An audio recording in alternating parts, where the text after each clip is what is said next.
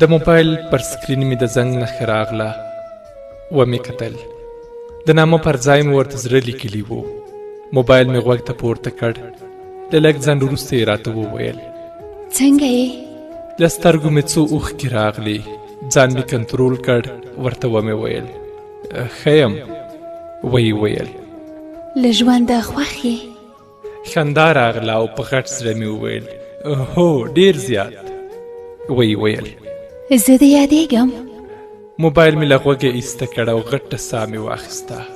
ورته ومې ویل نه اصلا دومره وخت نه لرم چې تا یاده کړم. د ورځې کار کوم او د شپې ستړی یم. راشم او ویده کېږم.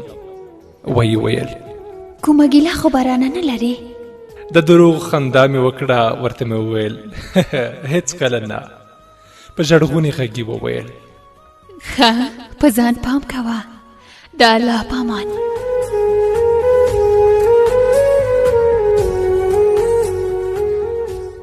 خاموشي شوه چې پوه شوم موبایل قطع شو. یوه غټه چیغه مې له خولې ووتله. یادېږي مې مرام درپسې بغیر له تا مې ژوند د ژوند په څېر نه دی. شیبه وروسته موبایل ته مې میسج راغی.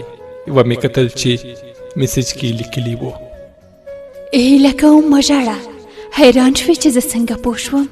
زه پوهېږم ځکه چې زه دومره هم بې ارزښته نه یم چې له یو چا جدا شم او هغه دې راپسې اوښکه هم تویه نه کړي.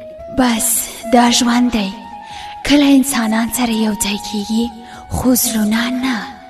کله زړونه سره یو ځای کیږي خو انسانان نه.